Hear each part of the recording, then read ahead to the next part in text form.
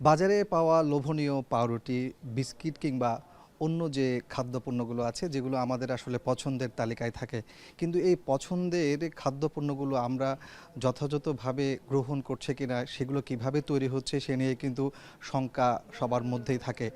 আমরা এই মুহূর্তে রয়েছি চট্টগ্রামের গোসাইলডাঙ্গার একটি বেকারিতে, যেটি মা ফুড বেকারি হিসেবে পরিচিত। এখানে মূলত কিছুক্ষণ আগেই হানা দিয়েছে নিরাপদ খাদ্য অধিদপ্তরের কর্মকর্তারা, যেখানে তারা বেশ কিছু অসঙ্গতি খুঁজে পেয়েছে। বিশেষ করে পাউরুটি এবং বিস্কিট তৈরিতে যে অন্যতম একটি উপাদান ডিম ব্যবহার করা হয়, সেই ডিম একেবারে পচা ডিমগুলো মূলত ব্যবহার করা হচ্ছে, যেখানে পোকা খিলবিল করছে সেই দৃশ্যগুলো আমরা এখানে এসে দেখেছি। একই সাথে একেবারে নোংরা পরিবেশে মূলত এই খাদ্য পণ্যগুলো তৈরি করা হচ্ছে। যারা কর্মচারী আছেন তাদের হাতে নেই কোনো গ্লাভস কিংবা রং, যেগুলো এখানে মেশানো হচ্ছে সেগুলো নিষিদ্ধ রং হিসেবে এখানে নিরাপদ খাদ্যের কর্মকর্তারা আমাদেরকে জানিয়েছেন। একই সাথে অন্যান্য যে খাদ্য পণ্যগুলো আছে সেগুলোতেও কিন্তু নিরাপদ খাদ্য অধিদপ্তরের যে নিয়ম এবং নীতি রয়েছে তার বাইরে মূলত পণ্যগুলো ব্যবহার করা হচ্ছে, রং ব্যবহার করা হচ্ছে এবং স্বেচ্ছেতে একটি পরিবেশে মূলত এসব পাউরুটি বিস্কিটগুলো তৈরি করা হচ্ছে। আমরা দেখেছি চট্টগ্রাম মেট্রোপলিটন ম্যাজিস্ট্রেট মোহাম্মদ মুস্তাফার নেতৃত্বে মূলত নিরাপদ খাদ্য অধিদপ্তরের কর্মকর্তারা এই অভিযান পরিচালনা করেছে। তার আগে তারা আরেকটি পানি উৎপাদন কারখানায় অভিযান চালিয়েছিল। সেখানে কিন্তু যথাযথ লাইসেন্স দেখাতে না পারায় সেই প্রতিষ্ঠানটিকে সিলগালা করে দেওয়া হয়। আমরা সেই দৃশ্যও দেখেছি। আমরা এই মুহূর্তে একটু নিরাপদ খাদ্য অধিদপ্তরের একজন কর্মকর্তার সাথে কথা বলবো, আসলে তারা এখানে এই বেকারিতে এসে কি অসঙ্গতিগুলো পেয়েছেন। একটু আপনার সাথে কথা বলতে চাই। আপনারা তো একটু আগেই মূলত এই বেকারিতে অভিযান শুরু করেছেন, তো সেই অভিযানে এসে আসলে আপনারা কি অসঙ্গতিগুলো পেয়েছেন একটু জানাবেন।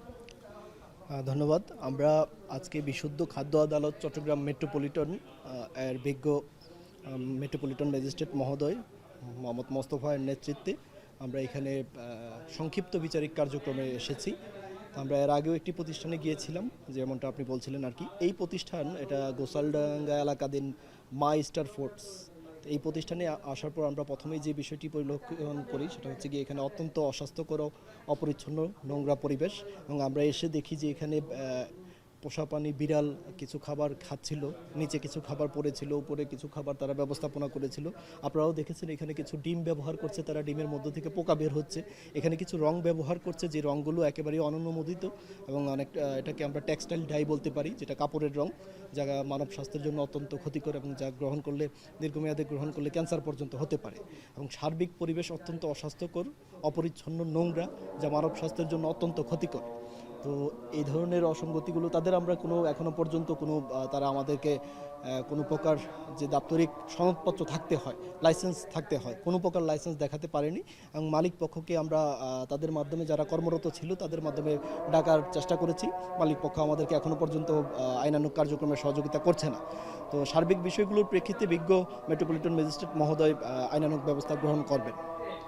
দর্শক, আমরা এতক্ষণ কথা বলছিলাম নিরাপদ খাদ্য কর্মকর্তার সাথে। তিনি কিন্তু এই বেকারিতে অভিযানের পর কি অসঙ্গতিগুলো পেয়েছেন সেগুলো বর্ণনা করছিলেন। একেবারে নিষিদ্ধ কেমিক্যাল, যেটি পোশাকেই মূলত ব্যবহার করা হয়, এমন কেমিক্যাল কিন্তু এই খাদ্যপণ্য, বিশেষ করে পাউরুটি বিস্কিট তৈরিতে ব্যবহার করা হচ্ছে, এমনটি অভিযোগ কিন্তু তিনি করেছেন। পাশাপাশি আমরা দেখেছি যে এখানে বেকারিতে পোষা বিড়ালও কিন্তু এই খাদ্যপণ্যগুলো গ্রহণ করছিল, সেই দৃশ্যও কিন্তু এখানে দেখা গেছে। বলা যায় যে একেবারে নোংরা পরিবেশ, খাবার তৈরির যে পরিবেশ থাকা দরকার তার ছিটে ফোটাও কিন্তু এই বেকারিতে নেই, যার কারণে বিজ্ঞ ম্যাজিস্ট্রেট তিনি সেই বিষয়গুলো নোট ডাউন করেছেন। হয়তো পরবর্তীতে আইনানুগ যে ব্যবস্থা তিনি সেটি গ্রহণ করবেন।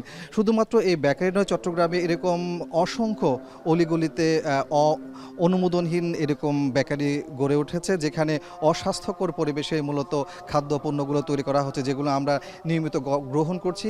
এবং এই অস্বাস্থ্যকর পরিবেশে তৈরি খাদ্যপণ্যগুলো গ্রহণ করার মধ্য দিয়ে ক্যান্সারের মতো ঝুঁকিও রয়েছে, এমনটি কিন্তু আশঙ্কা করা হচ্ছে। তো এমন অবস্থায় এই যে অলিগলিতে অনুমোদনহীন এরকম বেকারি গড়ে উঠেছে, সেগুলোতে নিয়মিত অভিযান পরিচালনার কথাও কিন্তু বলছেন সচেতন নাগরিক সমাজ।